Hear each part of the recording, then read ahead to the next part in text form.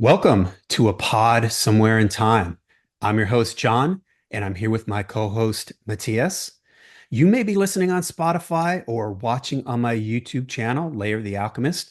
Either way, we are glad you are here. On today's episode, we are going to be discussing Iron Maiden's debut self titled album. Released on April 14th, 1980, on EMI Records, the album would make immediate waves in the metal world. The producer is listed as Will Malone, but the band has stated that the album was really produced by the engineer Martin Levan and the band. Although Steve Harris has expressed his dislike for the production, many fans appreciate its simple and raw sound, capturing their live sound and energy in the studio. The lineup would feature Paul Di'Anno on vocals, Steve Harris on bass, and Dave Murray on guitar. Guitarist Dennis Stratton would replace Tony Parsons, and drummer Clive Burr would replace Doug Sampson, who left the band due to health concerns. Clive would join the band a mere 6 weeks before the recording sessions would start for the album. The first live gig featuring this lineup would take place on February 1st, 1980. Steve Harris would be the primary songwriter, sharing writing credits with Paul on Remember Tomorrow and Running Free. Dave Murray would get a sole writing credit on Charlotte the Harlot, and the song Sanctuary, which would only appear on the North American version, was a co-write between Harris, Murray, and Di'Anno. With the passage of time, various writing credits for the album would be disputed, with past members claiming involvement in the songwriting process to varying degrees, some resulting in lawsuits and out-of-court settlements. As we do our track-by-track analysis, we'll address the writing credit disputes for the various songs. And what about the iconic album cover and the birth, if you will, of Eddie? Well, Iron Maiden manager Rod Smallwood saw some of artist Derek Riggs' work, one of them being the classic Eddie, which would end up on the cover of the album. And after a little touching up to make him look more metal and less punk, Eddie and a legendary album cover was born. Iron Maiden would become known for releasing singles with unique B-sides, and the first album would be no exception. They would release 3 singles: Running Free on February 8th, backed with Burning Ambition, an original track and one of the first songs ever written by Steve Harris. Sanctuary was released on the 23rd of May. B-side was a live version of Drifter and the Montrose song I've Got the Fire. And the last release with Dennis Stratton was the single Women in Uniform, backed with the song Invasion. And on the 12-inch version of this, there was also added a live version of Phantom of the Opera. All right, Matthias. So we're here. We're officially starting. We did the Soundhouse tapes, but now we're at the proper debut album here of Iron Maiden. What are your memories of this album, hearing this album for the first time? What are your thoughts on it? How do you feel about it today? Wow. Like I said in the introductory episode, I first heard Iron Maiden in 83 and getting into them in 84. I had to try to retrace this a bit. I can't really say for sure, but I'm pretty sure that the first time I actually heard the debut was in 85 sometime. My mom had a workmate, and her son had quite a lot of Iron Maiden records, or hard rock or metal records for that sake. And I guess that my mom must have mentioned that her boy, me, was mad about Iron Maiden. And I think that Patrik Ek, as his name is, his mother must have said, "Yeah, my son is also very much into hard rock." And so I remember that I got to borrow the Maiden records that I haven't heard yet, and this was in '85 from this guy. So if my memory serves me right, I must have heard Iron Maiden and I must have heard Killers more or less at the same time, because I'm pretty sure I borrowed these records from him. Um, Being so young, I didn't really think much about a different singer. I could obviously hear that it was another singer than Bruce Dickinson,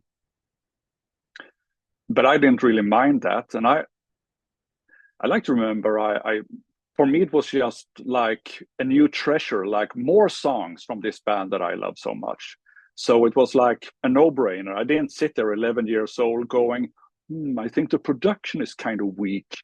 To me, it was just like, woohoo, very exciting. And of course, as you grow older, I understand that the production isn't that good, that it could have been better and so on. But it's not like it makes a huge difference for me when I listen to it. I just love the album pretty much as I did back then. Perhaps I enjoy it even more now when I know more stuff about this than I did before. So, how about you? When did you first discover this treasure of an album? Yeah, for me, well, you can go back to our very first episode where Matthias and I introduce ourselves and our how we discovered Iron Maiden. And as I tell in that episode, I saw them on MTV about 1981. They were showing the Live at the Rainbow. And I went out and as quick as I could, which back then wasn't really that quick. I lived in a pretty rural, isolated place, so I had to wait till my parents went to the mall for me to go to the record store in the mall. And this is all they had, I believe, was the first Iron Maiden album. At that time, Number of the Beast wasn't out yet. And for whatever strange reason, and when we get to our Killers episode, I'll talk about how I didn't get Killers till I think like after Peace of Mind, because for whatever strange reason, my local record store didn't have Killers. So I go in, all they've got is the first Iron Maiden album, and I take it home. And so for me, I only knew about Paul Diano. I mean, by the time I bought it, it could have been like early 82. I wasn't reading any rock magazines or anything. So for all intents and purposes, I only knew Paul Diano. And the first thing that, of course, strikes you is the album cover. Eddie on the cover. Didn't even know he was Eddie. I just looked at it, thought it looked cool because it's sort of this monster zombie looking guy. And as an 11-year-old kid that reads comic books and stuff like that, this was very kind of comic book like. And I thought it was really cool looking. The song titles were cool. I had also just started playing bass around that time. So when I popped this cassette in, because that's what I bought it on cassette. I just immediately loved it. It comes right out at the gate at you with that opening guitar riff from Prowler. I remember being taken aback by how loud and clear the bass was. And this was very, very exciting to me as a young bass player because this sounds very innocent and kind of funny, but you have to remember, and as we go through these episodes, you'll hear us use this expression that we both took from author Martin Popoff. He likes to say the low information age. Well, this was the low information age. So I had only heard a handful of rock and metal records at this point in my life. And when I started playing bass, I was a little unclear. I was really into AC/DC, and in AC/DC, it's a little hard to hear the bass sometimes. And so I was a little unclear of what the bass was. Well, when I saw that the Phantom of the Opera in that Live at the Rainbow video, it was like, okay, this is what the bass is. And hearing that album and hearing how loud and clear the bass was, it was just very, very exciting. And I just immediately sort of locked onto this. This was like, I love this music. I'm a bass player. I love this bass player. His bass is loud and clear. I can be proud of, it was just like everything sort of came together. I love the music. The bass playing was very upfront, front and center. So I just loved it from the beginning. And I know that through the years, honestly, I never had a problem with this production. It was only when I started reading Steve Harris complaining about it that I thought, what? I think this album has it's a very simple production. There's nothing really fancy about it, but I just think it's very kind of raw and energetic and simple in a good way. Uh, you can hear everything. It's not like sometimes lower budget recording sessions or quicker recording sessions or a band's first album when they don't have the experience, the time, the money, the label support. Sometimes you get frequencies that are annoying, like it's too bright, it's too muddy, you can't hear something, something is out of whack, the vocals are too loud, the kick drum is non-existent, or something strange like that. Mm. To me, that's not the case at all on this album. You can Mm. hear everything. You can hear the Yeah. guitars, you can hear the drums, you can hear the vocals, you can hear the bass. It sits really nicely in the stereo field. The guitars are panned left, right, bass and drums up the middle. Uh, so for that reason, I've always loved the production of this record. It has, so because it also was my first Iron Maiden album, it holds a special place in my heart. It was the first one that I heard. Number of the Beast would be the next. And I just remember just loving the energy of it. And at that time, so it had this energy to it, these faster songs and this excitement to it. But there was also, I remember being sort of taken aback by like the tempo changes, the different sections in the songs. Like I said, up to this point, I was really only exposed to AC/DC, Kiss, uh, I don't know. I can't remember if I discovered Judas Priest before or after Iron Maiden, but this to me seemed like it was different than AC/DC or Kiss, which Mm. was the main bands I was listening to. They were more straight ahead rock bands.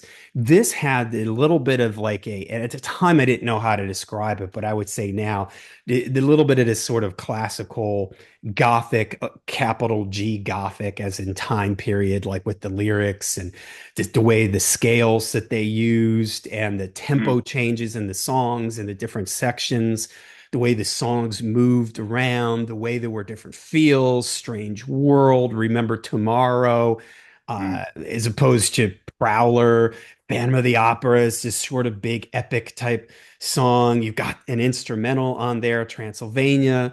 So there was just all this kind of different stuff going on the record, and I really, really like that. And coming from AC/DC and Kiss, where there wasn't a whole lot of variety, they were just kind of they had one thing that they sort of did. Hearing this really took me aback. It was like, wow, this is like next level stuff. I had never heard anything as fast as Transylvania. That seemed to me to be like, wow, this is just crazy. They're playing so fast. Same in Phantom of the Opera or like in Prowler, that fast section in Prowler. It just seemed over the top and crazy to me. And I just loved it. And it's an album that some as we get into talking about the songs, I'll comment on there's one or two songs that maybe haven't aged quite as well. But when I got this, I ate this up. I couldn't stop listening to it. I was totally into it. I was 100% in on this. It felt like they were my band. I didn't know anybody else that liked Iron Maiden. Iron Maiden wasn't getting played on the radio. They weren't getting played on MTV except for that concert that I saw. This is before the Run to the Hills video and all Mm. that. So they felt like kind of an unknown band to me living where I lived. I didn't know anybody else that was into them. So they kind of, I immediately embraced them. They kind of became, along with AC/DC, they were like this is my band. And I would eventually, of course, meet other people that liked Iron Maiden. They would, of course, Mm. become more popular. But unlike AC/DC, where you could hear AC/DC songs on the radio, you never heard Iron, at least in the US, you never heard Iron Maiden on the radio. So this seemed really, really cool. At the time, I thought that the first album was the only album that was out, even though Killers was out. So it felt like I was also there at the beginning with this band. Mm. Whereas with AC/DC, I came in at Back in Black. With Black Sabbath, I got into them in 1980. So, that was the Ronnie James Dio era. This felt like, oh, wow, I'm here at the beginning of this band. I'm all in on this. And as a musician, they were a very important band to me. As a fan, they were a very important band and pushing me in the direction of heavy metal, and getting into heavy metal. This is just a very, very important album for me. So though, as we go through the tracks and as we talk about it, there are it's not a flawless record. by any means, but it just holds such a special place in my heart that I'll always love this album. I never get tired of it. No, talking about the production, and since you're a huge Black Sabbath fan, for the casual listener out there not knowing anything about Will Malone, I think it's quite interesting because, as far as I know, the Maiden guys were presented like a few guys, studio guys to work with, leading up to the recording of the album. Famously, they had like Andy Scott from Sweet that they did a session with that suggested that Steve should play with a pick instead of with his fingers. But I mean, so how well the band knew of Will Malone, but somewhere I read that they just assumed that someone said that he had worked with Black Sabbath. And I think they just assumed that he was like a proper producer. But that's not really the case, was it? To mine, I have no, I didn't know he was connected to Black Sabbath. Is that accurate? Yes, yes. He did like horn arrangement, string arrangement for like Oh, technical okay. ecstasy, stuff, something like that. Oh, okay. Yeah, okay. Right. So he wasn't involved in like the production aspect of Black Sabbath, but he did have, yeah, you're right. Right. He's connected with like the strings and the horns and stuff on some of those later records, but yeah, he's not a producer in the I guess in the traditional sense, if you will. Mm.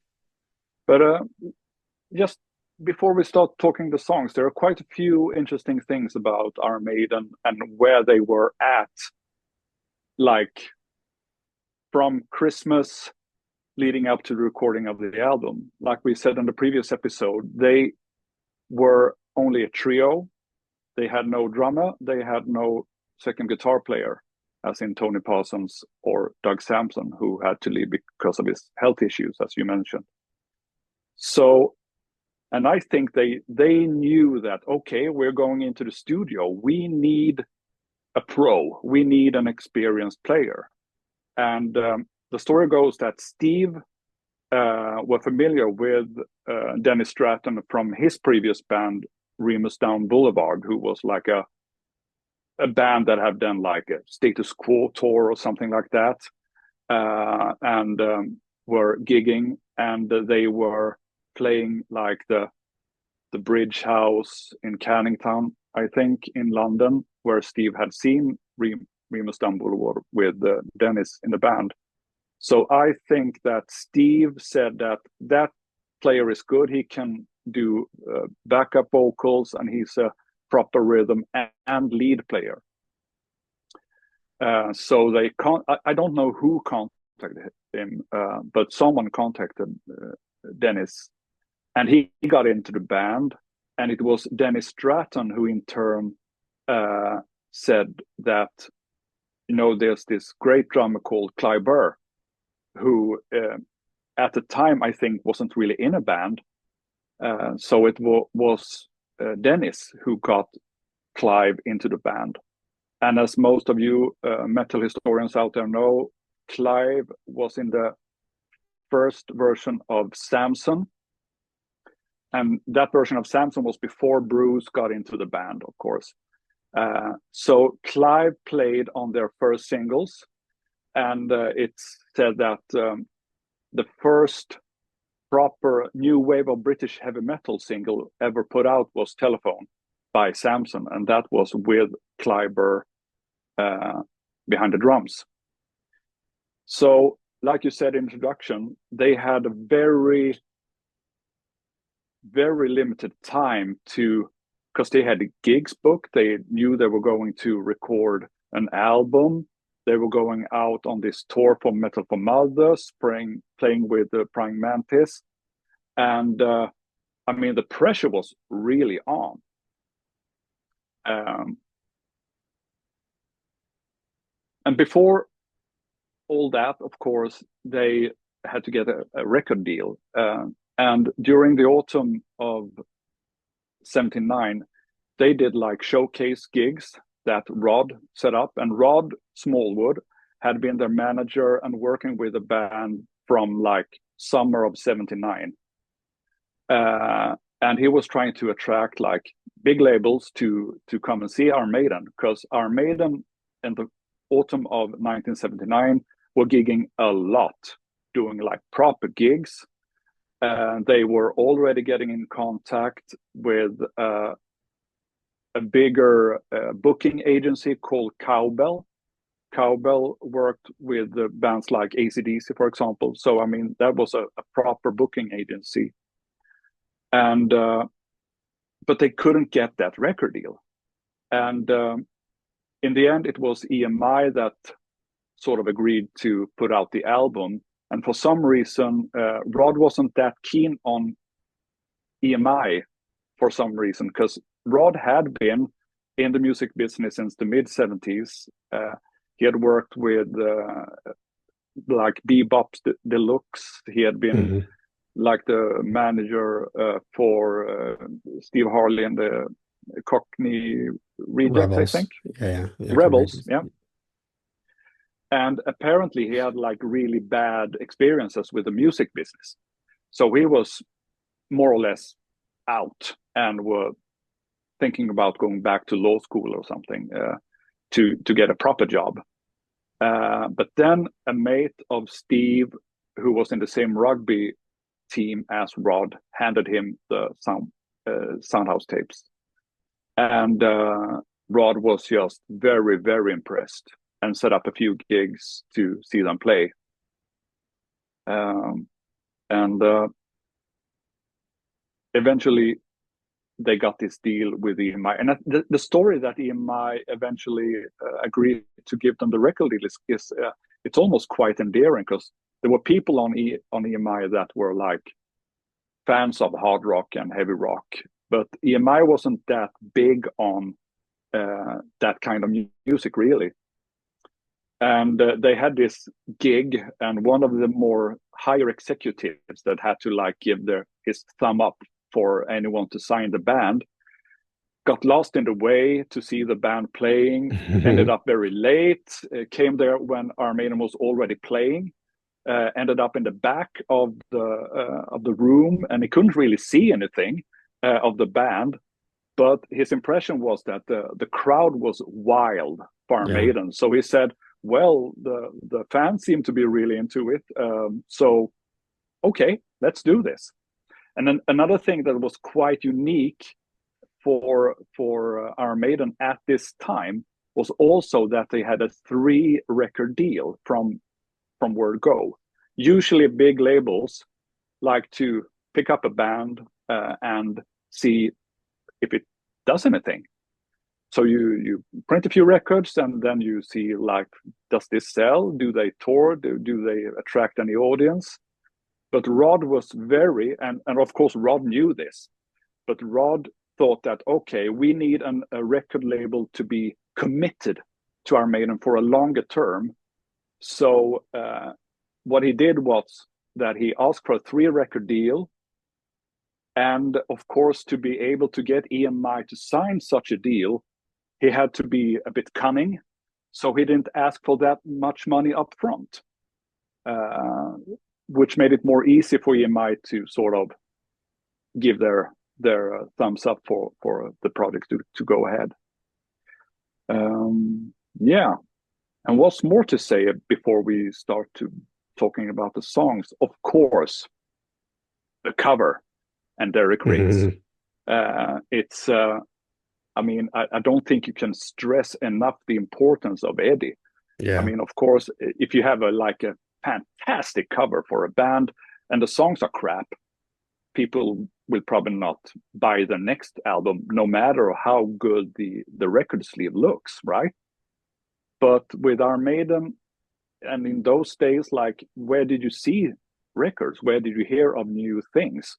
Well, you went to a record store, and of course, a cover like the one for the first Iron Maiden album was like, wow, what's that? It must have stood out a lot compared to much of the other things that were like competing with Iron Maiden at the time. So, of course, Derek Riggs is a massive part of the success of the first album and Iron Maiden for, I mean, for their career, literally. Funny enough, Yeah. of course, Derek didn't know he was doing an album cover for Iron Maiden when he did the illustration. His name for the illustration was quite funny. It's the name was Electric Matthew Says Hello. Funny. So Yeah, and and that what's it's interesting with Iron Maiden, like even though there's some rawness to the first record, and we talked about this with the Soundhouse tapes about how they were pretty close to really nailing the Iron Maiden sound. Uh, they arrive from a business and conceptual standpoint. They're like there already. They've got Eddie. They've got now who knows, maybe at the time they weren't sure if they were going to stick with Eddie on every album cover or something, but the album cover looks great. The band logo is already there. You know, there's some bands that never have a logo or the logo changes. That Iron Maiden font, which is just, you know, classic now. If you write anything in that font, everybody immediately thinks of Iron Maiden. And you mentioned Rod Smallwood. He's under normal circumstances, a band's manager would only be mentioned in casual passing, and most bands go through various managers through their career. And unfortunately, most bands is usually a bad experience. They land up getting into lawsuits and stuff like the case of Black Sabbath with previous managers. But Rod Smallwood is really a big, big part of Iron Maiden. He's there from the beginning. He's there with them to this day. mm, And this sort of streamlined, efficient machine that Iron Maiden, and maybe we could credit that to Steve Harris. He seems to be a pretty organized and focused guy. But right from the beginning, Iron Maiden, they've got their manager in place. They've got their logo in place. They've got their artist in place. They've got their look in place. The sound is maybe the production isn't 100% there. The sound will evolve through the records, but they sort of usher in for me this new way of thinking. Uh, and I've talked about this with my friend Darren, who I do a Black Sabbath podcast with, Into the Void, a Black Sabbath podcast. We've on my YouTube channel, we do a thing called Sabbath Sunday, and we did an episode once where we talked about the business side of Black Sabbath, and we yeah. contrasted them a lot to Iron Maiden, and we talked a lot about how a lot of the bands that 70s bands that got started in the late 60s, the way there was a real disconnect between the band and the label and the managers, and thus it resulted in a lot of lawsuits and bands getting ripped off from managers, from labels, and all this other stuff.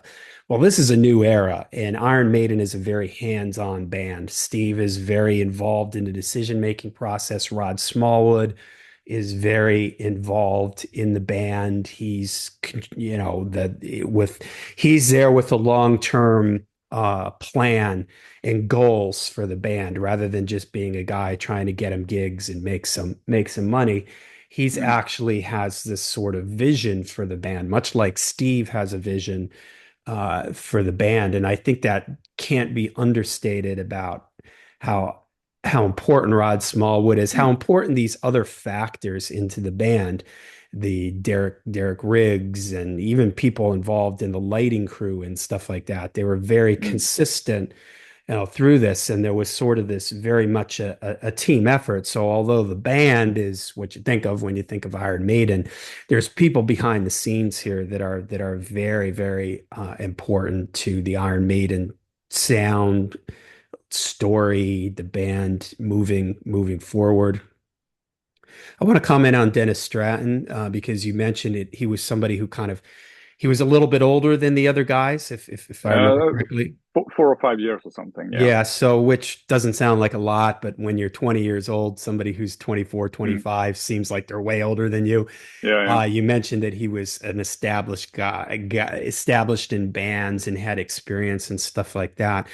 And one of the things I remember about hearing this album for the first time was the vocal harmonies and this element that Dennis supposedly brought to the band.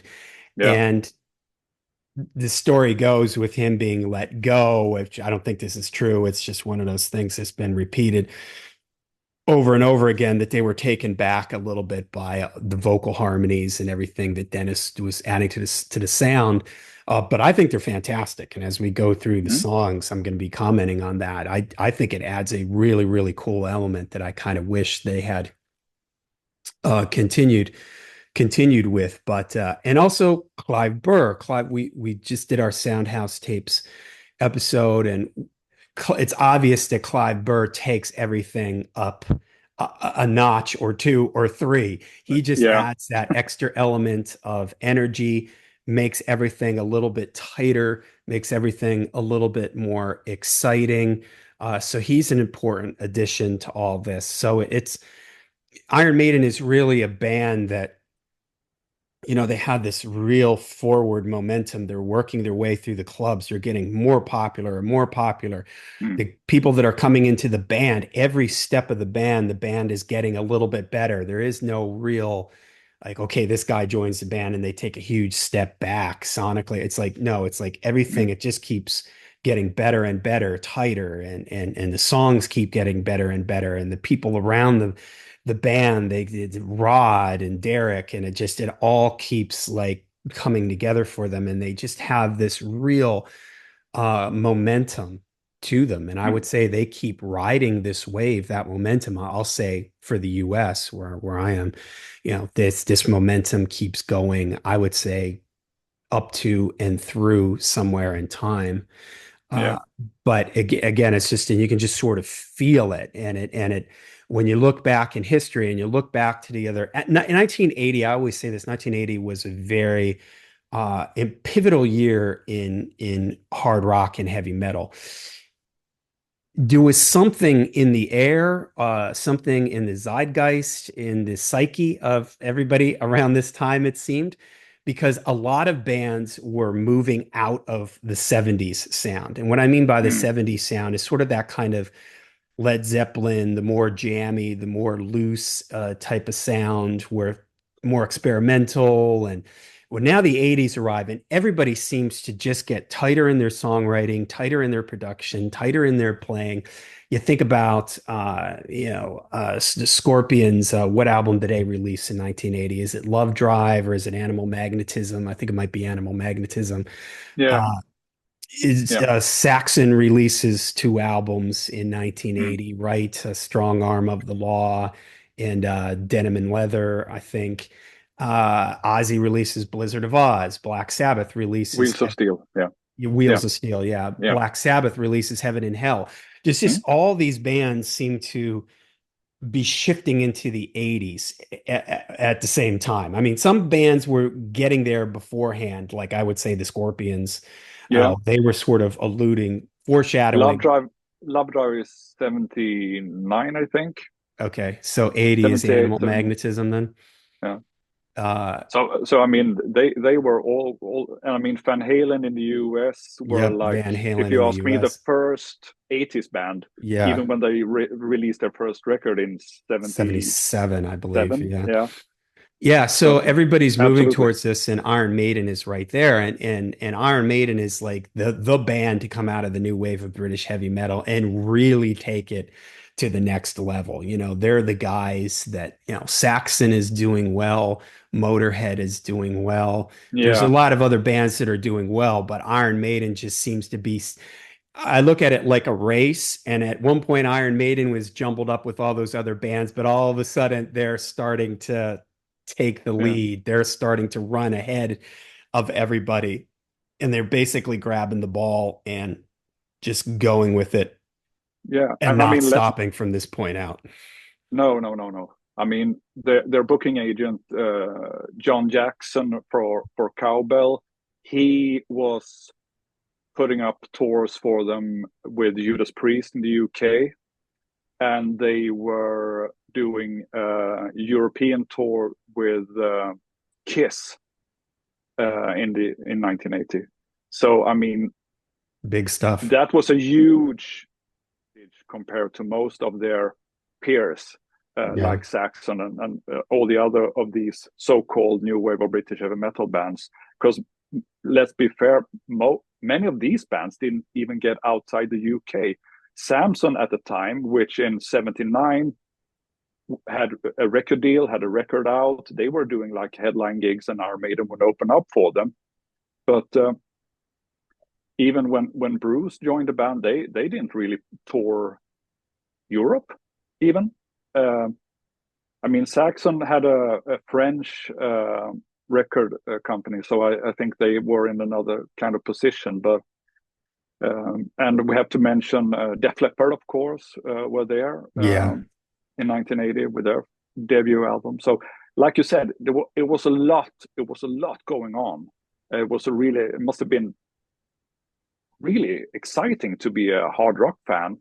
And if my memory serves me right, when I talk to people who were around back then, they say that the people who listen to like Saxon, Maiden, Def Leppard, they weren't into bands like Deep Purple, Rainbow, or Black Sabbath, because that was another generation. Yeah. Although that generation gap is just a few years, but for the younger kids getting into heavy metal at that time, Black Sabbath wasn't that much of a thing somehow.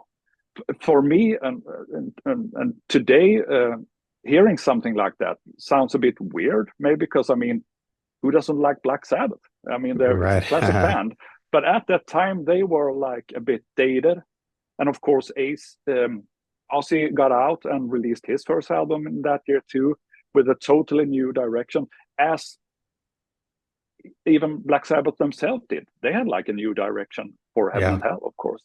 So it must have been very exciting times to be around. So what you're saying here, I was talking about before, they had so much things already lined up. So we have Rod Smallwood, manager. We have a guy called Keith Wilford, who was like the fan club guy, selling the first the Soundhouse tapes and setting up the fan club. We have, like I mentioned, John Jackson, the booking agent for Cowbell, and we had a guy called Dave Lights Beasley. Dave Lights was a lightning guy who worked with stage props and things like that, even in the late '70s, and he kept working with Maiden up till later part of the '80s, I think. So that's another guy who was just a local guy who were into that kind of stuff. So I mean, that's also a bit of luck, but at the same time, Iron Maiden, Steve Harris, or Dennis Wilcock, or whoever saw that, okay, this guy can bring something to us. They had like proper roadies working for them in '79 before they had the record deal. I mean, how many small bands had Yeah. like their own staff working with them? And of course, Briggs. So key players that was, I think, as important for the band success as the band members themselves. Agreed. Okay, shall we jump into the track listing? Mm-hmm.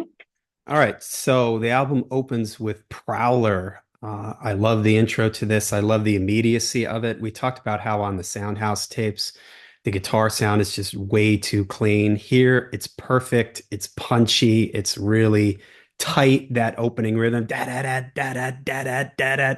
It just comes right at you. The bass sound, like I said, the first time I heard this, the way the bass is just really upfront and Steve's moving all over on the neck through this. I love the part in the song with those fast triplets. You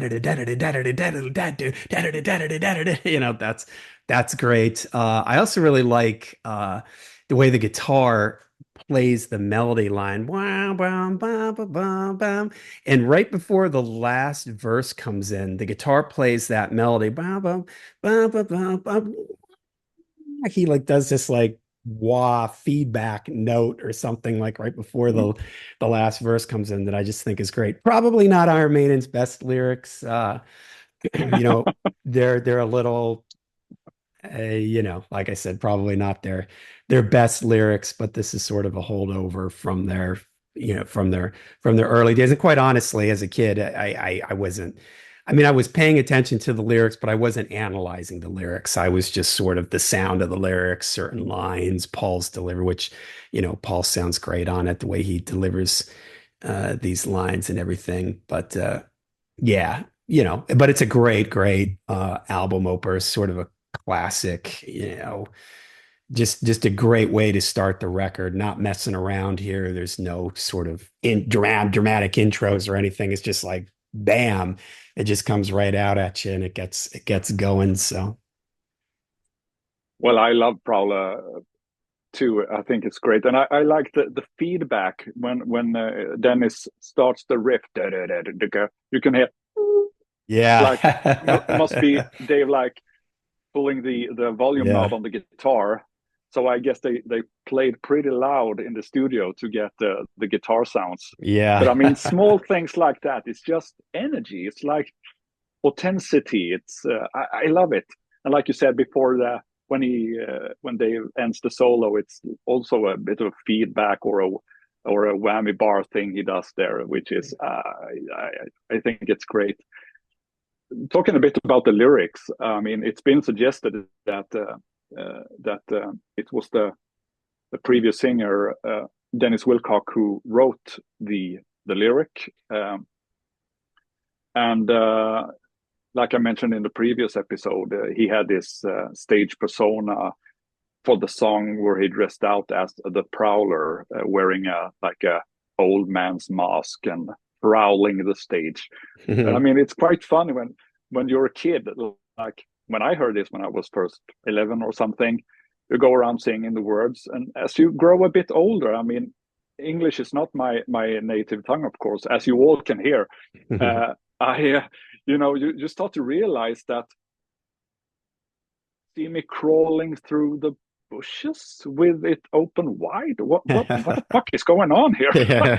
So, what is this guy singing about? Is this really okay? But Yeah. it's yeah, maybe not the best lyric for Iron Maiden ever. Perhaps maybe even the worst. Yeah, and it's funny as a kid, I English is my first language, but I still didn't get, again, I'm 11 years old and I'm hearing this. I'm not aware of. I'm thinking Prowler. I'm thinking Eddie on the cover, like a monster. He's prowling. So in my Yeah, yeah, mind, yeah. for the long forever, that's what I just thought it was. It was like Eddie's this monster ready to jump out at you when you're walking around the city, that type of thing. I never really thought about it, and I love, like you mentioned, the little feedback noises, and like right at the beginning when they're doing a da da da da da, boom boom, you can sort of hear like the guitars, like their hands move for like a little Yeah, yeah, yeah. second, before they play the notes. And so I think that's just great. I have an AC/DC podcast I do with Martin Popoff, Kicked in the Teeth. And we did our Let There Be Rock episode. And I talked about how much I love the fact that you can like hear their hands moving around on the guitar strings and stuff Mm. between the chords and everything. And I just love that stuff. And to me, that's something that unfortunately in the modern era that probably would have been cleaned up and you would have used a computer to take that stuff out. But I think it's great because it gives it this live feel and it just sounds like you're listening to these guys rocking out in the studio. So you get some squeaks and hand noise and everything like that. But I think it's cool. And so I think this is a good opener. Lyrics aside, again, I didn't even think about these lyrics till way later. So at the time, to Mm. me, I was thinking they were just monster lyrics or something, but I think it's a great opener. All right, next is Remember Tomorrow. I remember being taken aback by the bass intro, like, oh, wow, the bass is like playing the intro here. Little Mm. did I know how common of a thing this was going to be with Iron Maiden, but this is only I heard Phantom of the Opera and Sanctuary from that live video. So this is technically the fourth Iron Maiden song I had ever heard. Uh, so I love the bass intro, kind of the moody vibe of the song. I think Paul's clean style voice that we hear, I think is really cool. It's sort of this aspect to his voice. He's mostly known for that rough, tough, gruff sound that he has, but I think he does this really well, this kind of clean singing. I Mm. appreciate the dynamics in the song, the way the song gets quiet in the verse and then do do do ba ba ba. It gets heavy when the big heavy riff comes in. Again, having only been listening to like AC/DC and Kiss, they were bands that didn't really do things like this. These dynamics, these tempo shifts, the verse is at one speed, that riff comes in and it sort of doubles in speed. So I think that's great. The lyrics are cool in it. I love the line, "Tears for remembrance, tears for joy." I love the way Paul sings that line, and then that spot in the song when he does the "to light up the sky." That Mm. part is super cool. Not a huge fan of when Bruce sings the Paul Diano era stuff, but for whatever reason, and I think it's because I was told that Paul auditioned on this song, or Bruce, this was one of the songs he auditioned on. When Bruce sings this song, this is one of my favorite Bruce singing a Paul song, and especially in that spot, "to light up the sky." That's just such a Mm. dramatic part there. Paul sounds great on it. Bruce does a really good job on that. I love the first guitar solo. And yeah, it's just a cool song. It's a cool kind of shift in feel. Prowler is his kind of aggressive, really to the point, aggressive song. And Remember Tomorrow is this more kind of atmospheric type of song. So I think it's a cool uh shift from, and immediately you're realizing that okay, Iron Maiden isn't a one-trick band. They're not just Mm. good. They're not going to be doing just one thing here. They're a band that's got a lot of things in their up their sleeve, if you will. Yeah. Well, Remember Tomorrow is one of my absolute favorite Maiden songs ever, and I from the very first times I've heard it till this day, it's it's very special to me. And talking about the solos there, the first solo is Dave, and the second is Dennis on the recording. Both solos are great. I think like the opening song Prowler is a good, but here they do something that is, I think it's just pure genius.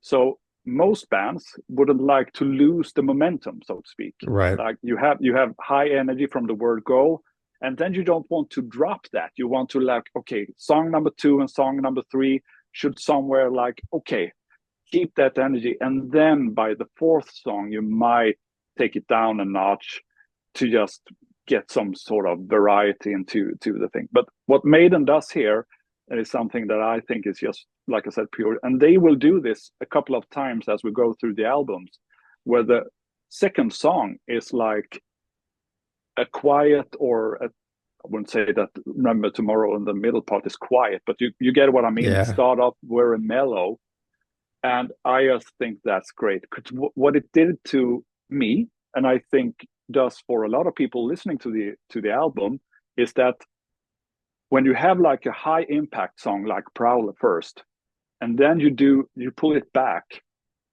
for the second one, what you do is like you almost lean into the album a bit more, like listening to it. It's like oh, you you get sucked into it a bit because it's like Yeah. it creates this sort of sonic vacuum Yeah. of some sort. And I think that is great. I really enjoy that. And doing something like that as early as the second song in the sequencing of the album means that you can open up for very different types of song later. I mean, in these days, most albums hardly were longer than like 35 or 40 minutes. Yeah. And on this album, there are a few ones that are quite long or long-ish, longer songs. But if they had kept Remember Tomorrow for a later place on the album, what would the other songs have been? All of a sudden, the sequencing of the album is much trickier to get right. So again, Remember Tomorrow, I love the song. I'm not the guy to go to for getting lyrics and so on. I don't really listen. Honestly, I don't listen that closely to lyrics. But in this one, you like the way Paul delivers and the way the band supports Paul Yeah. doing his vocals, singing his lyrics, because it's Paul who wrote the words. It just begs you, it forces you to actually listen to it. And like you said, those lines are great, and I like the "unchain the colors before my eyes." Yeah, that's a I great mean, line. it's yeah, so much love. I love this song, Yeah. and I must say to round my thoughts on this song off a bit is that on the album the tempo is perfect, Yeah. whereas when they played this song live, it just went too fast. Because when you get to the do do do do do do do do bang do do Yeah. do do count count, and when they play that part, Yeah. Yeah. Yeah. it just loses the impact a bit. It goes too fast. But on the Yeah. album, perfect. Yeah, it's a really the tempo is perfect. And like you said, it is kind of a brave move to put this as a second song. And I say this when it comes to Black Sabbath, that it's this this ability to use light and shade, to be able to get mellow. The mellow stuff makes the heavier stuff sound heavier. The heavy stuff makes the mellow stuff sound even Mm, more dramatic. It's just by combining these things and not just being kind of one dimensional, and it gives the album sort of this uh flow to it. And with these tempo changes that you hear in all these songs, uh you can tell that this is really a band that, and this is the, everybody always says for bands, you have your lifetime to write and prepare for your first record, and then you have a month to write and record your second record. mm, And you can really hear that this is, even though Clive has only been in the band for 6 weeks, it's still very tight. They're very tight. These mm, transitions are very natural, the way they slow down and speed up. It's very together. You can hear that they're a band that they sound like they've been playing together for ages, even though Dennis mm. and Clive had just basically just come into the band. But yeah, a cool second track. All right, now we go to the third song, Running Free. All right, now this is one that I used to really like this song. This is a song that hasn't aged particularly well for me. I used to really like the tribal drum thing, that sort of rhythmic playing on the toms and everything. And I do like Paul's delivery on it. Hold her at the bottle top, whiskey dancing, disco hop. The way he sings those lines. But Mm. listening to this song now, I find it to be a little bit plodding. I like the part in the song, the da da da da da da da da. That part is cool, but it's just kind of, it's a very simple, straightforward song. It's a little plodding. There isn't a whole lot to it. Honestly, I don't like hearing them play this song live, especially with Bruce. I just don't enjoy it. And it's not that I hate this, I don't hate the song. I used to really, really like the song. And in fact, I have a memory of the first band I was in. Played cover songs, and we played, my friend, his sister had like a birthday party or something, and we set up in his basement. And the opening song that we played was Running Free. And then we Mm. played like Bon Jovi songs and stuff like that. But we opened up with Mm. Running Free. Uh, so I don't know. It's just a song when I stack it up against what else is going on this record. If I had to rank the songs on the album, this would probably be my least favorite or second uh, to least favorite. I think it's the same for me, actually. Much like you said just now, is that when I was a kid and I first heard this song, I thought it was cool. It's easy, so it's a kind of an earworm that way. That it just, I'm running free, yeah. For a 10-year-old, 11-year-old, 12-year-old, it's like you get the chorus and you sing along before the song is over the first time. Yeah. So in that way, it's a really smart song. Running Free at the time was a new song written by Stephen Paul. So I guess it was an exciting song for them. It's the drum part is quite special. Paul Diano said that he suggested the idea for the drum part. It basically just stealing the idea from a Gary Glitter song called "Rock and Roll Party" Yeah. number two, or so. I think it's called "Rock and Yeah. Roll Party" number two or something, or part two. But that has the same. But like we talked on in the previous episode about Running Free and the Doug Sampson version, where Clive plays do do ka ka do do ka do do do ka ka. Doug just plays do do ku do do do ku do do do ku do do do ku. So Yeah. and he brings in more toms and doing fills and stuff like that, whereas Doug just plays it very basic all the way through in the demo version. Running Free was, of course, recorded earlier than the rest of the album since it was released prior to the album. And it was recorded by Will Malone and Martin Levin in Morgan Studios. The album itself, or the greater part of the album, was recorded in a studio called Kingsway. Kingsway was, before it changed locale, let's get a bit. So Kingsway was previously known as Delane Lee, which was like a studio that Martin Birch had worked in very much. And Ian Gillan bought the studio, or the studio room, Delane Lee, and turned it into Kingsway as a sort of business thing. And Martin Birch sort of was there in the 70s and making Kingsway to the studio that Iron Maiden eventually would go into and record. But this song was recorded in the studio called Morgan Studio. And Morgan, the rest of the album was mixed at Morgan, but this song was also recorded at Morgan Studios. And thinking about it, I mean, this was like you said, first, it was the first single.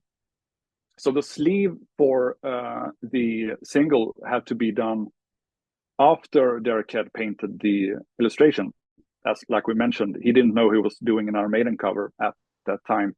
He actually made the painting, so he had to come up with something. And I think it's quite clever way that you can only see like Eddie. You can't really see Eddie's face on the actual single sleeve.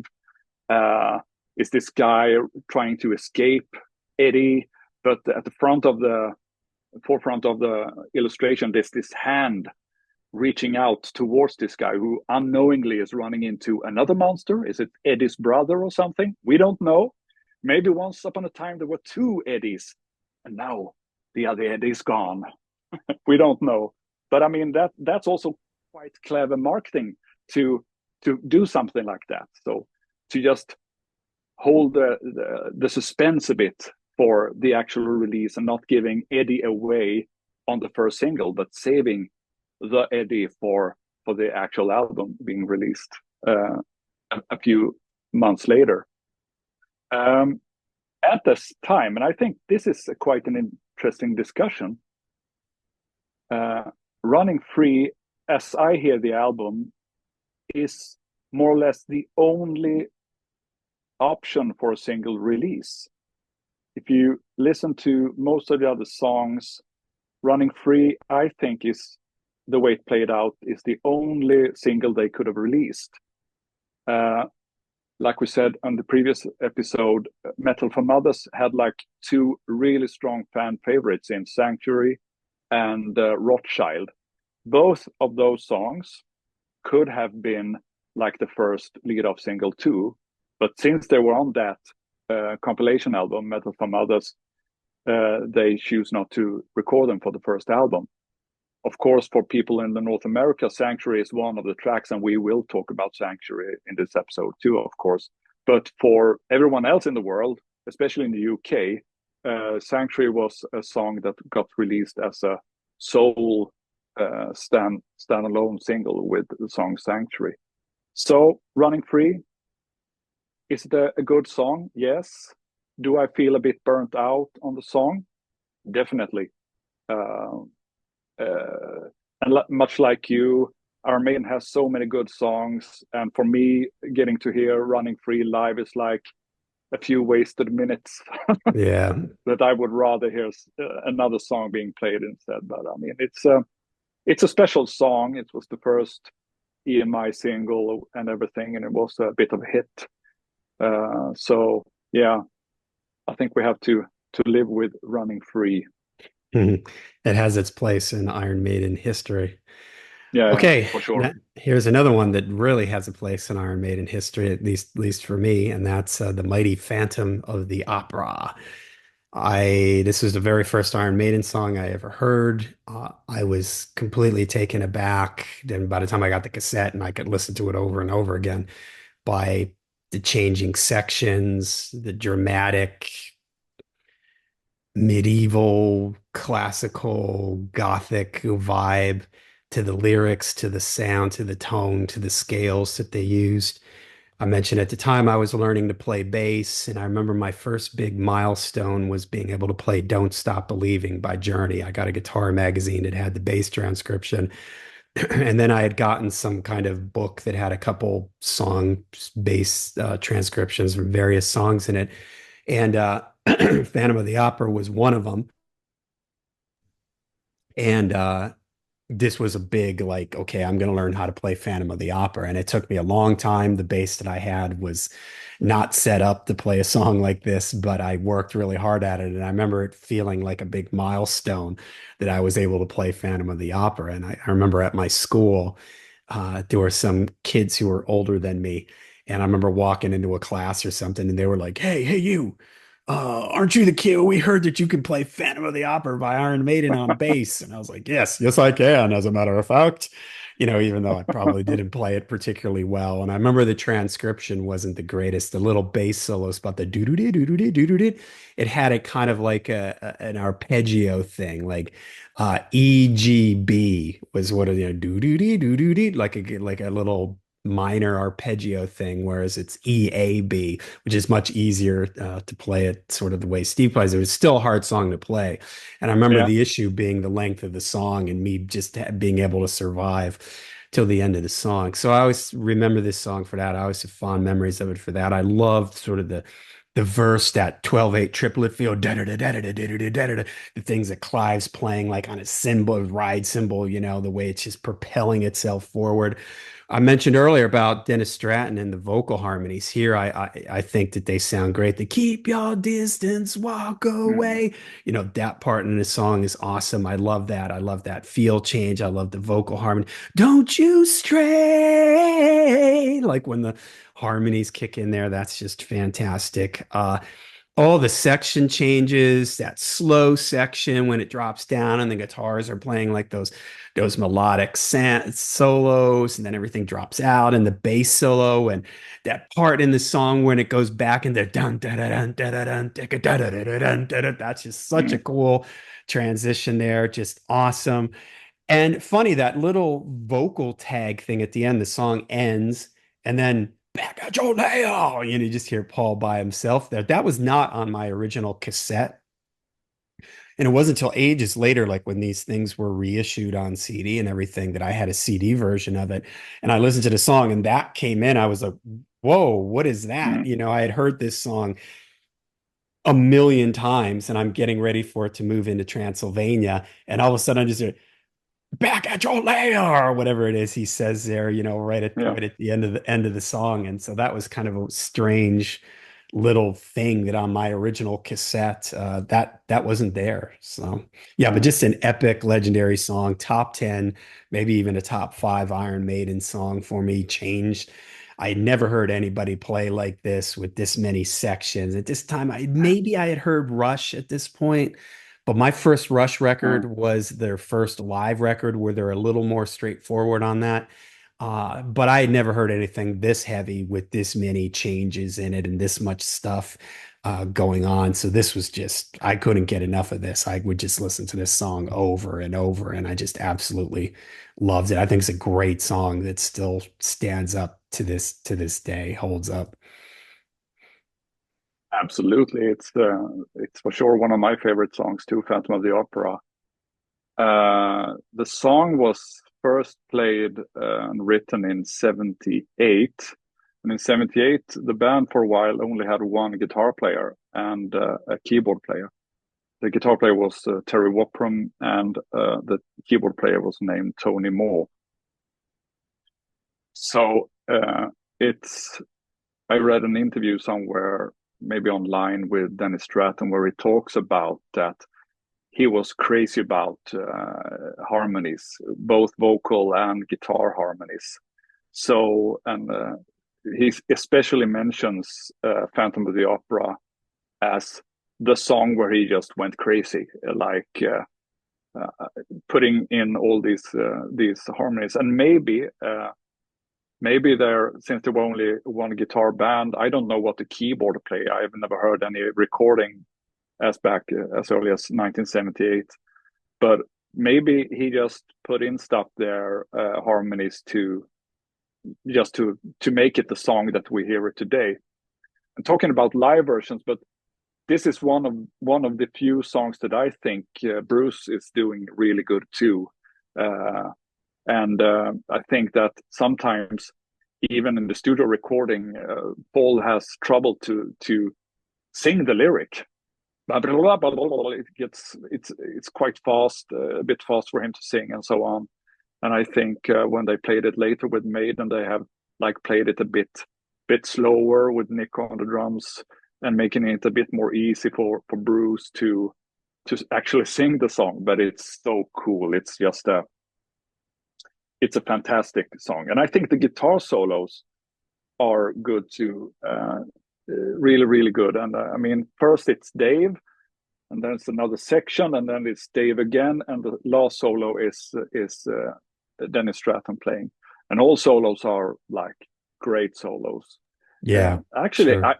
I don't think that many people know how much guitar solos that Dennis Stratton actually plays on the album. I just something else says to me that most people think that it's mainly Dave being the lead player, but I mean, Dennis came in and had to come up with his parts in a matter of days. Uh, and I think he's that way. I must say he's a bit underestimated as a guitar player. I think his contributions to the band is very much underestimated, and I think that many fans are very colored in their view on Dennis from what the band said back then, that the reason he was let go because he was into like soft rock, Yeah, the stuff like Eagles. that. Yeah. The Eagles, yeah, exactly. But in all fairness, I think we should celebrate Dennis for what he did for Iron Maiden actually, and Phantom of the Opera is right up there. This is another song that Dennis Wilcock claims to have been involved in writing the lyric, but we don't know for sure. It's not about someone prowling the bushes, but a Phantom of the Opera. So it's a bit more tasteful. And this And I sort mean, of, the lyric and the story in the lyrics is just perfect for the song. And I know that Steve, even years later, when he has done songs like "Hallowed Be Thy Name" and stuff like that, he just kept going back to that he thought that Phantom of the Opera was one of the best songs he's ever done. yeah. So, and I think he still thinks that actually, because it's a great song. It's one heck of a song. Yeah, it's kind of, I would say, I could picture them feeling like, okay, this is what I've been moving towards. Invasion off of the Soundhouse tapes has these section changes, but they just don't really flow together. But this, it all comes together. And it also sets up this thing where, Steve is famous for writing songs off of book titles, movie titles, and things like that. And, so that sort of sets this up here to Phantom of the Opera. And I'm glad you mentioned Paul's delivery because that was something that I was also taken aback by these fast, I've been looking out for you now, you won't get away. The way he spits out these words. I had never heard anybody do that. And I do not like that little tag thing, vocal tag thing at the end, because I think it ends just perfect. You taught me, torture me back at your lair. The way he says that Yeah. right there in the song, just bam, it just like ends really, really strong and really powerful. I think that's a perfect way to end it because it ends side one. It ended side one of Yeah. my cassette. So that's kind of was a perfect way to just this big dramatic ending to it. So yeah, just a legendary, great, great song. It's quite funny because my first copy of the first album was a Canadian import with Sanctuary on, and my Canadian import version didn't have that coda, or what to say. It was cut out, and it was. I was much surprised when I first heard it. It was like, what is this? What's going on here? Yeah, yeah. So it feels like something that they thought was a cool idea in the studio, perhaps that maybe wasn't such a cool idea. Like you say, the impact of the end of the song is like 5 out of 5. So Yeah, why ruin that with yeah, should we back at your lair? It's a yeah, bit redundant. yeah, exactly. All right, well, side two opens up with the instrumental Transylvania, another song that I was blown away by. It's an instrumental, it's fast, it's very tight. And although there's guitar solos in it, there's the great kind of guitar themes to it, which I really, really dig. It's something that I kind of wish Iron Maiden had continued through their career of Mm, doing these instrumentals because I think that they're really fun. They're not your typical when you think about like in the 80s when you had the guitar shredders putting out instrumental records, which were really just about the guitar shredding. These are arranged. They're like songs. There's themes to mm. them. The guitars are playing themes. And although there's guitar solos in them, it feels very put together. It feels very thematic.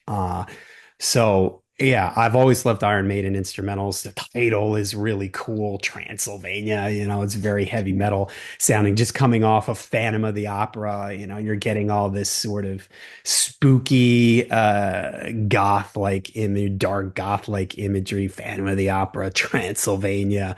So yeah, I love it. I wish this is something that Iron Maiden would continue to do these instrumentals. I think it's a very, very cool thing here. And it's not an instrumental that's like sometimes bands will put like Black Sabbath or other bands, instrumentals will be these maybe a little acoustic guitar interlude or a sound Mm, effects interlude thing. Nah, this is a song, it's this mm. isn't a jam session. Sometimes two bands will just throw in some song that just sounds like it's a jam session. This isn't a jam session. This is a very orchestrated, thought out, mapped out song. It's just that it's an instrumental. It has no vocals on it. And it doesn't sound like it's some sort of throwaway, like, oh, we had this song and we couldn't think of any lyrics or a melody line for it. So we just threw a saxophone over the top of it and just went with it. No, this sounds like it's just very well thought out and it just sounds like it was meant to be an instrumental song. I can't really picture it any other way. So yeah, I love it. Great way to start side two of the album. It's a bit unusual to have like a first song on the B side as an instrumental that is not like like you say a sort of intro or anything like that. Like you say, it's a proper song. The story goes that it actually had lyrics from the beginning, but Dennis Wilcock, the second singer of the band, thought it was too hard to sing. That the lyric the phrasing was too fast or something. It just couldn't do any good. So they just dropped out the vocal part and just kept it. And it was done in the very early days of the band, like in 75, 76. And it just kept it was a mainstay in the set all the way up till recording the album. So it must have been a song that the fans really enjoyed and requested to hear too, which is a bit unusual since it's an instrumental. I really like instrumental music. For me, a good song doesn't have to have song. there's there's no need for singing if it's not necessary. So for me, listening to this as a kid, even it was like just another great Iron Maiden song.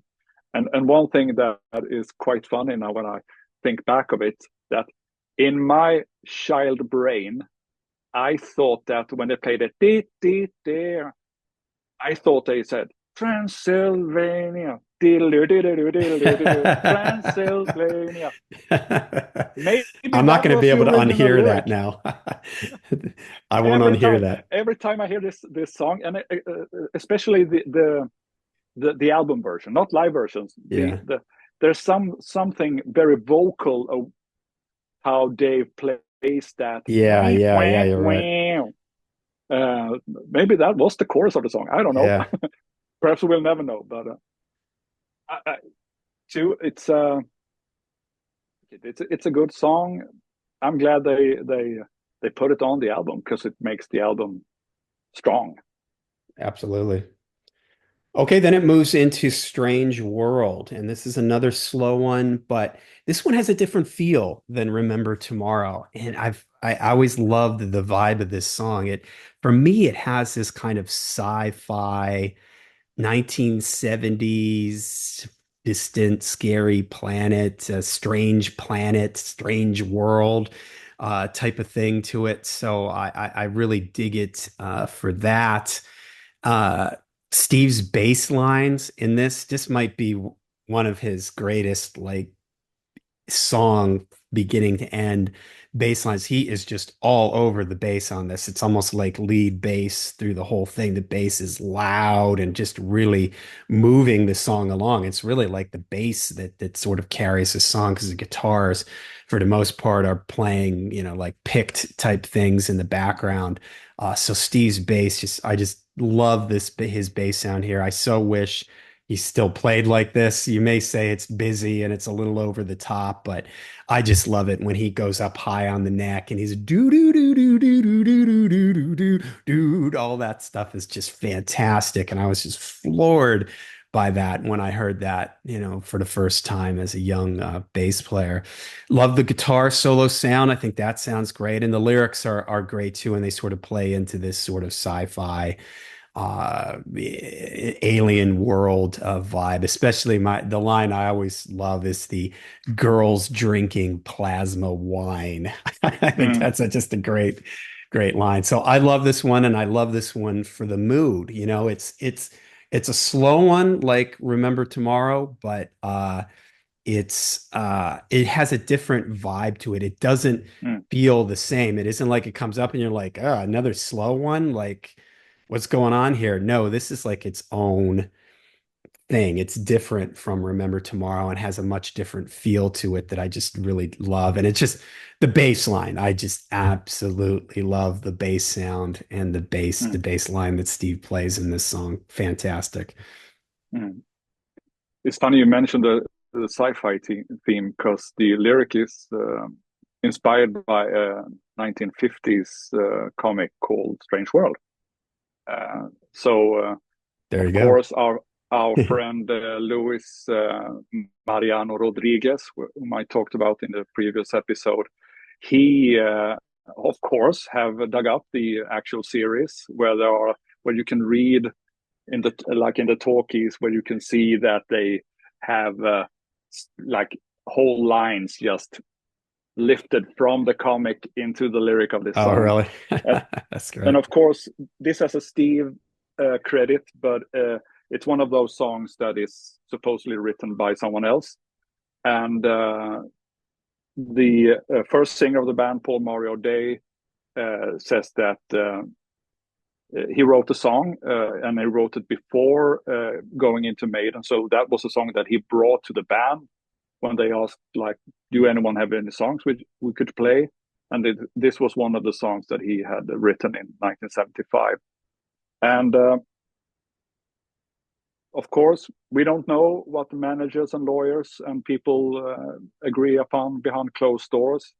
But of course, they have been asked about this several times, and he says that now, like quite recently, that it's fine, it's all good, and that he doesn't really want to talk about it. So I guess there's been some sort of agreement on the writing credits. Like you, I just think this is a great song. And perhaps it's the most 70s feeling kind of vibe to it compared to much of the other songs. This one sounds, I won't say that it sounds older, but it sounds more like a song from the 70s than Yeah, much of the other songs do. But yeah, I think it's one of those songs that makes the album greater. It makes the scope of the album more widescreen and bigger. And like I talked about when we spoke about Remember Tomorrow, it's quite bold to do something like this, to say, well, let's do that. Because when you're young and you want to like maintain this high energy all the time, maybe you have to maybe you sometimes choose not to do a song like this because it's too mellow, it's too soft or something for a metal band to do. But like I said, I'm glad they put it on the album because it just makes the album so much bigger and better. absolutely. Okay. Next we're gonna go here with the North American version. Next for me on my cassette was Sanctuary. For me, it's a toss up between my least favorite song on this record. Is either Running Free or Sanctuary. And I'd have to say that it'd probably be Sanctuary because there was a point in time where I did like Running Free for all the reasons that you described, the catchy chorus and everything.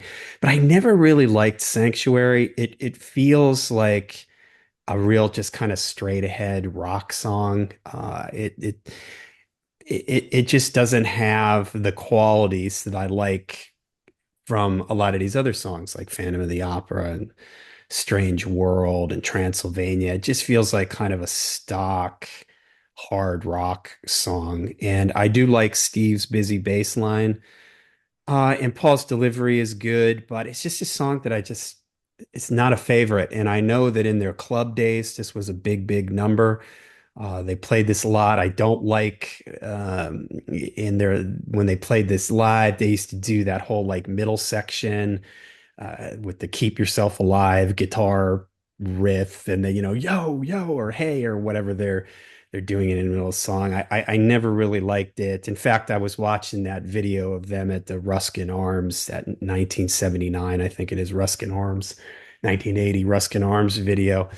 And I just skipped over this song because I think they start the show with this, and I was just kind of like, I don't want to listen to this. It's not, it's just too straight ahead rock, and it's not what I loved about Iron Maiden. What I loved about Iron Maiden was all the tempo changes and the minor scales and the moods and the different crazy things going on. And for me, this is just a straight ahead rocker. I can see why it's there. And when they were playing the clubs, slugging it out in the clubs, I'm sure this one really went over because it has a very new wave of British heavy metal vibe to it. You can picture this being a Saxon song, for instance, whereas I can't picture Saxon doing Phantom of the Opera or Strange World. But to me, Sanctuary is just a little bit, it's just kind of there. It's catchy, I guess. The lyrics, I don't know. The lyrics don't really do anything for me. So it's just kind of one of these songs that if there's anything I skip over on this album, it's Sanctuary. Talking about the burnout factor, I think it's a bit the same for me actually. Sanctuary is one of these songs that I enjoyed as a kid, but I don't really feel that much to these days. It's just start stop thing going all the way through the song. So yeah, nah, not my favorite song. Apparently, this song was bought off the guitar player Bob Angelo Sawyer, who was in the band for a while. He continued on and played with another band we mentioned, Praying Mantis, a bit later on. But apparently, they bought the publishing for this song from him.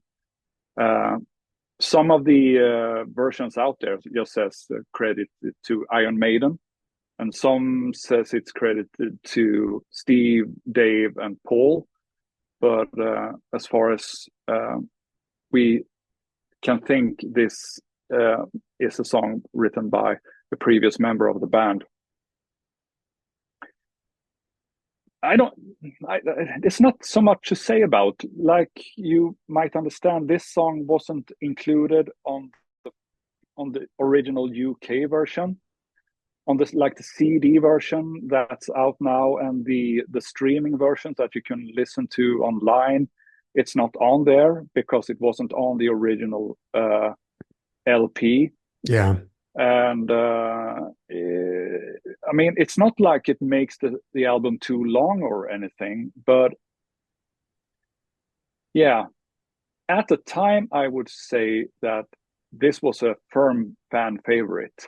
And like I said before, they sort of just gave away two strong fan favorites on the Metal for Mothers compilation album. But in hindsight, I wouldn't have used it for the album. I would have. I like the 8 song version, the original Yeah. UK version. It was recorded in Morgan Studios, and if you really think about it, or maybe it's just because I know this, but it does have, as well as Running Free, has a bit of a bit murkier kind of sound. It's a little less bright, I would say, compared to the songs recorded on Kingsway. But it's just a minor difference, and perhaps maybe I only noticed this because I know there is a difference. Maybe there isn't one if you can't really detect it. But it's recorded later, and like you said, it was released as a single in the UK in the late of May. So, but this has been like a perpetual encore song of the band Yeah. throughout the years. Do I get mad when I hear it? No. Do I particularly enjoy it? No. It just it just doesn't do it for me. Yeah. And compared to pretty much all the other songs on the album, it doesn't rank high for me at all. Yep. That's about the same for me. So. Mm. All right, next, Charlotte the Harlot. As an 11-year-old, I had no idea what a harlot was. That's like a more of a British term. So I think I probably figured it out from the lyrics. But I like the way the intro in this one, do da boom bottom, wait a da da da da da da da da da, and then it moves into the verse. It's like the Mm. tone changes. It gets like dark, and the intro is kind of a little bit uplifting, and then all of a sudden it gets really dark in the verse. This is a Dave Murray penned one of the few Dave Murray songs out there. Uh, so yeah, I love that switch from the intro to the verse. That slow section, where the way it moves into that slow section, it isn't a sudden gear shift change. It's just like the whole band gradually kind of quickly slows down, and they move into the now, Charlotte, you don't. And the contrast between Paul's voice, whereas in the beginning he's very kind of menacing, Charlotte, you got y'all, hey, very angry and menacing. Here he's Mm. almost like comforting with his Mm. tone, of his voice. So I think that that's a really awesome dynamic there, the way he changes it. And oh, what you made it, when it goes into the guitar solo and speeds up again. So yeah, this is a cool one. I mean, it wouldn't crack the top 5 on this album for me, but whereas like Sanctuary is, Charlotte the Harlot is a pretty straightforward one. This one has enough different things and unique things going on in it Mm. that it makes it interesting, whereas Sanctuary is just a little bit too straightforward hard rock. So I appreciate this one for what it is. It's a fun one. I like the section change. I love that intro, the way the bass line in the intro and everything I think is cool. So Growing up, I thought this song was the worst on the album for many years, and I think it's not until me being a bit more grown up that I actually like this song properly, like it. As a kid, I don't know, it didn't really do anything for me, and I don't know why. I can't put any words on it, but it's a very busy song, very intense, and the riffing is very intense, and Like you said, it's a Dave song. Again, this is a song that Dennis Wilcox said he wrote the lyrics for, and having a knack for awkward lyrics, thinking about Prowler, it's not hard to imagine, perhaps. Um, Yeah.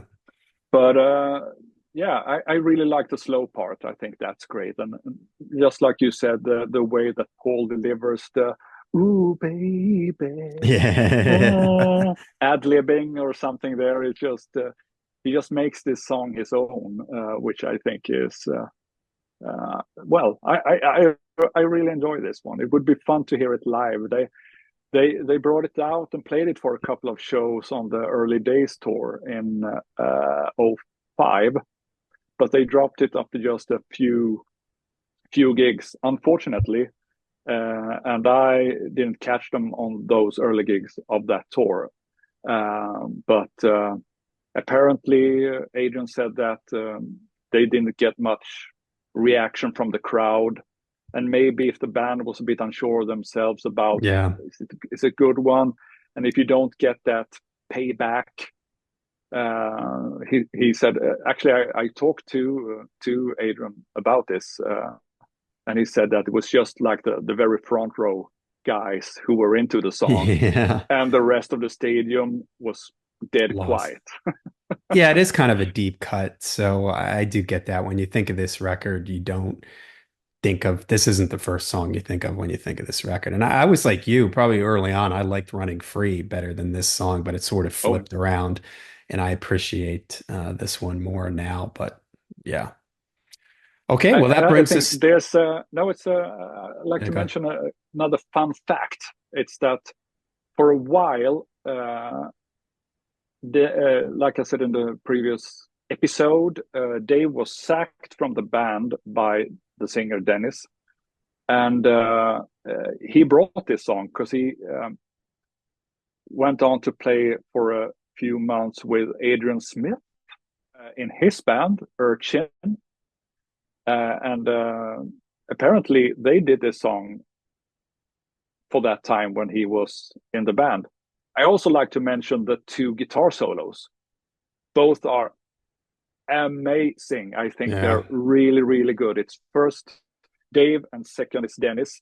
And it's so much energy, just sparks flying. Those two solos are like really, really good. So,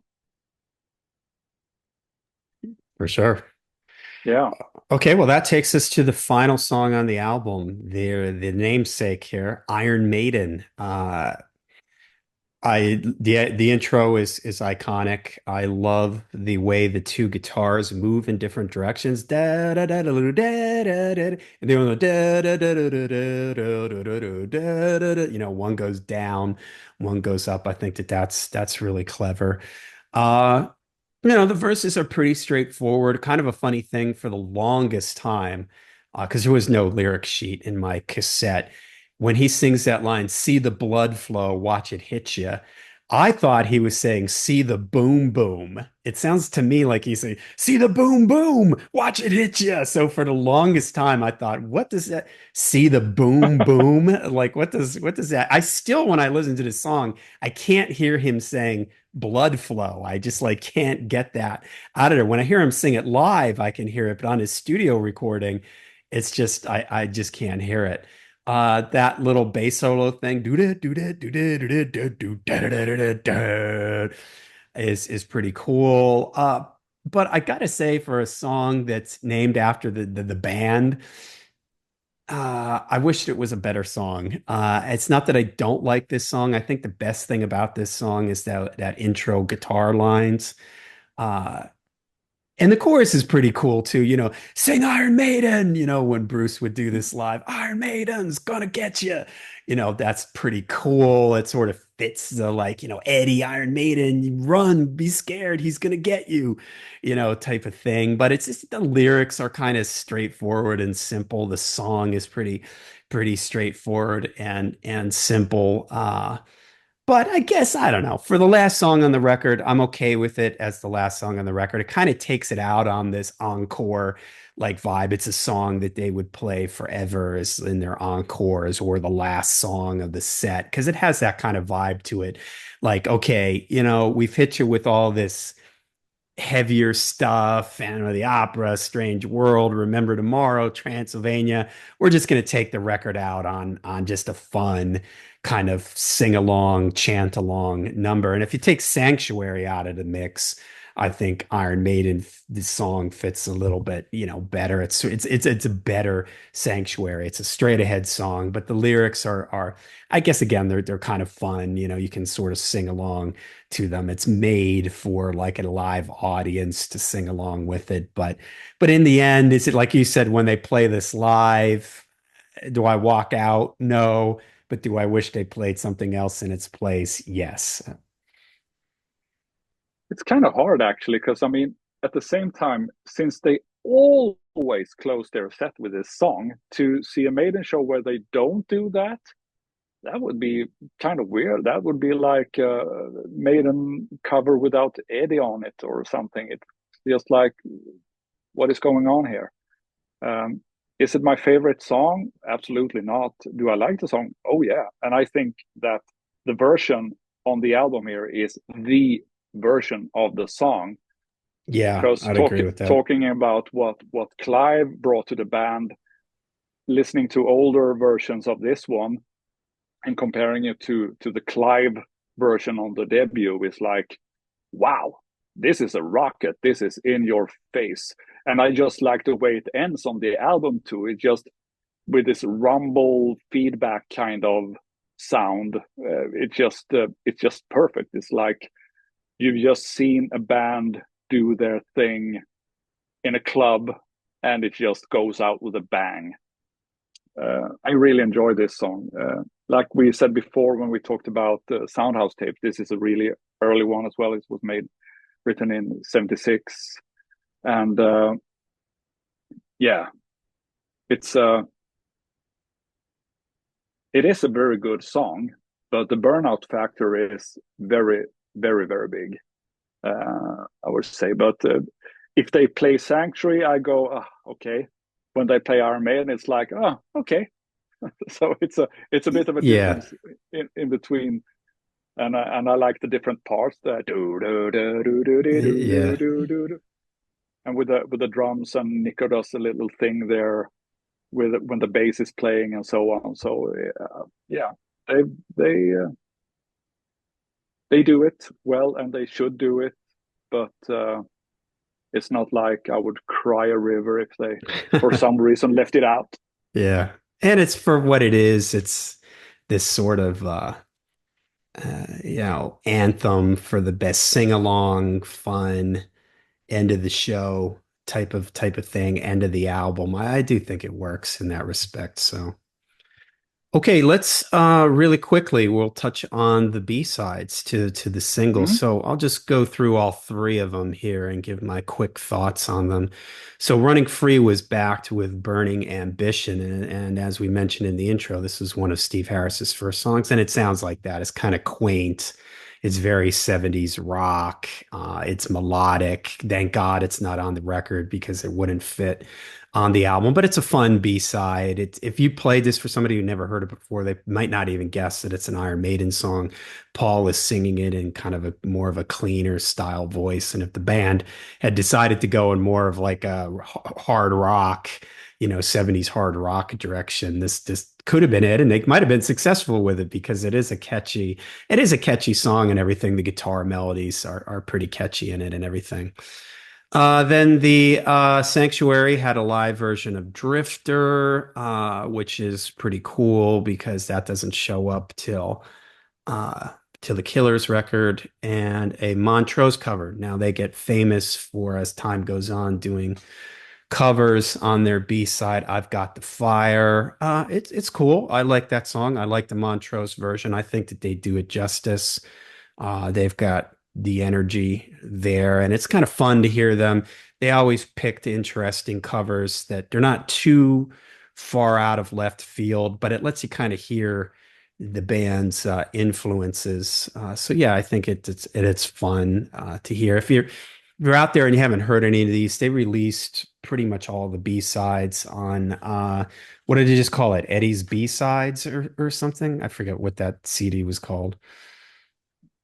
Something like that. Was in B-sides of the this. Beast or something like that, or I forget, but they did put a CD out. It's on the streaming services too. You Mm, can see it on the streaming services. It's listed as a compilation. All right, then Women in Uniform. This is a cover song by a group called Skyhook. It's Skyhooks. It's very 70s sounding, almost glammy sounding. Again, as a single, it's interesting to hear them doing this. They actually had a video for this, which is kind of crazy to think about because this is before MTV and the fact that they would pick a song like this.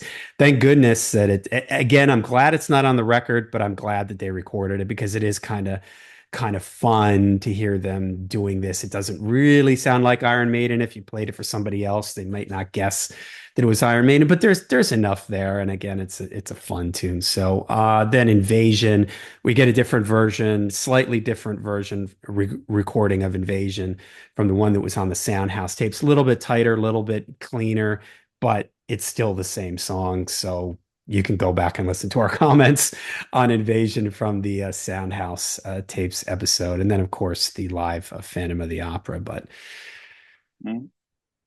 Yeah, I think that the choice to pick Burning Ambition as the B side of the first EMI single is quite symbolic in that way that it was an early Steve song. It hadn't been played for quite a few years by this time, so they knew for sure that they wasn't giving away anything good. It was just like a nod to the past of the band. Uh, it, Burning Ambition for me is a song that always puts me in a good mood. I know it just makes me happy every time I hear yeah, this song. It's like, yeah, it's very sing I along, like kind yeah, of the it is, melody is very almost and I like childlike. the more intense midsection where the guitar solo is da get get. That's Yeah. also great with a little guitar harmony afterwards when it slows down again before it gets back into the verse again. Talking about the Sanctuary single, I think that Fire is perhaps one of my top three Maiden B-sides. And especially this recording, because they re-recorded it one more time with Bruce in the studio later, Yeah. as we will when we talk about Peace of Mind. But this version is just like lightning in a bottle. It's so intense, and I just love it. The Montrose version is the original version is quite. It's not hot. It doesn't have hot in the intensity as the Iron Maiden version. Yeah. But I just think it's great, fantastic, and it sounds so live. I mean, it's it's like you're standing there. I think it's amazing. I would love them to release all of these recordings because they recorded this gig at the Marquee. So they should be somewhere in a vault, but for Yeah. some reason they do reissues and picture discs instead of releasing something more interesting. But anyway, Women in Uniform. The reason why they picked this song, or they were sort of more or less told to record this song by their publishing company, Zamba. Zamba Music suggested, like, you should record this song. This will do you good. And for the first and, according to Steve, only time they ever listened to outside people, they did, as the people who knows their shit say, and recorded this song. And they have regretted it ever since. I think it's a fun song. It's a bit of a throwaway. It had Tony Platt doing the production. Tony Platt, who worked with, I think, AC/DC, doing engineering and stuff like that. What? Yes. So that was a bit of a try. They wanted to try someone for the recording of the next album, which is Killers, because they knew already when they recorded the first one that Will Malone will not come back to record and produce another Iron Maiden record. So Samba suggested them to use Tony Platt for this, and I think it sounds okay. If you talk about the pure production value of the song, it's a good production, and I think they do a good version of the song. The original one is very different from the Iron Maiden one, so at least you could say that they Maidenize it extremely well. But I mean, the song in itself couldn't be more Maidenized than what it became as they recorded it. And also, before we round this off, when they recorded this, when they did the video, Dennis Stratton was only a few days away from being sacked. He didn't know that back then. And if you see the video for the very song, it's like he's hardly in picture anytime. He's this guy to the right that just flashes by. Yeah. So I think the band knew already then that when they were editing the video that you don't need to have a lot of that guy to the right. Just focus on the singer and the bass player and Dave Murray instead. But it's quite funny, and it was quite a big investment for the record company too, because like you said, making promo videos in these days were quite unusual, and they were like, I don't know if this was something that they like Maiden were the what do you say, the guinea pig, the tryout, and see if is this something we can use, this new thing called promotional videos, and they had Maiden do one. But it's so anyway, Dennis was out of the band, and Adrian came into the band,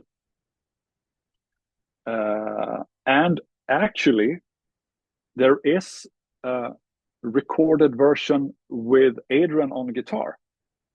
When he got into the band, he went into the studio and overdubbed all of Dennis' parts, but it was never released back then. But when they put out the Parlophone reissues of all the singles in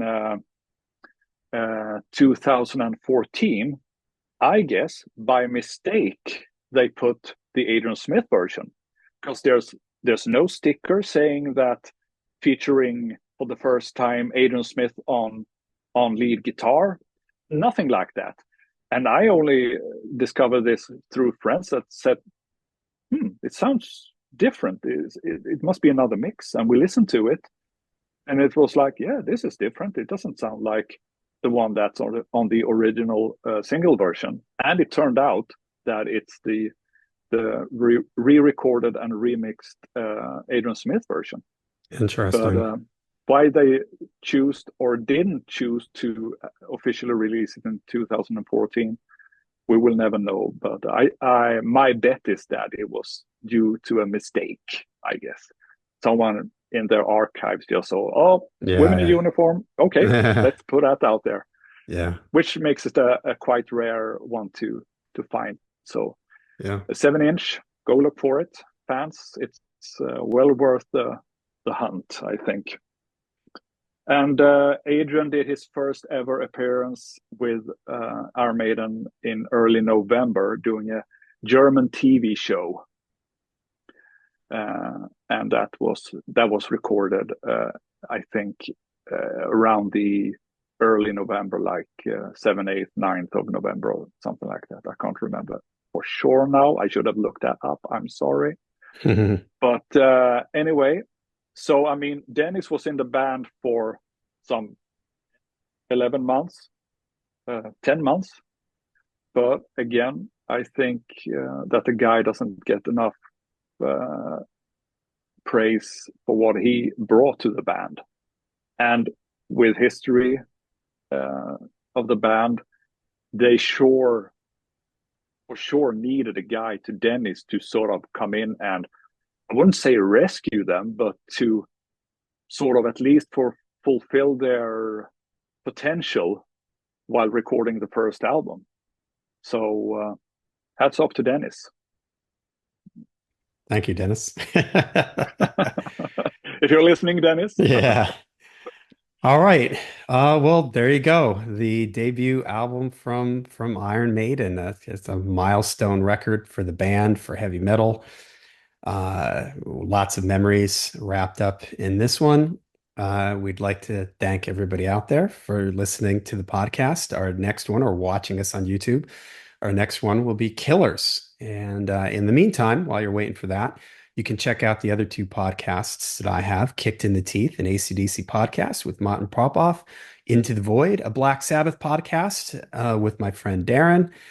Let's see. If you're listening on Spotify, make sure you check out the Layer of the Alchemist YouTube channel. Matthias, he has a video that he made called Made in Stockholm, where him and Henrik go all over Stockholm, researching and showing you all the venues that Iron Maiden has played in and around Stockholm over the years. Matthias is a band, Dead Cosmonaut. Make sure you check them out. I'm certain that if you are a fan of Iron Maiden, you will like Dead Cosmonaut. Check them out on all the streaming services or on the social media platforms. All right. So thanks to everybody out there again, and we will see you somewhere in time.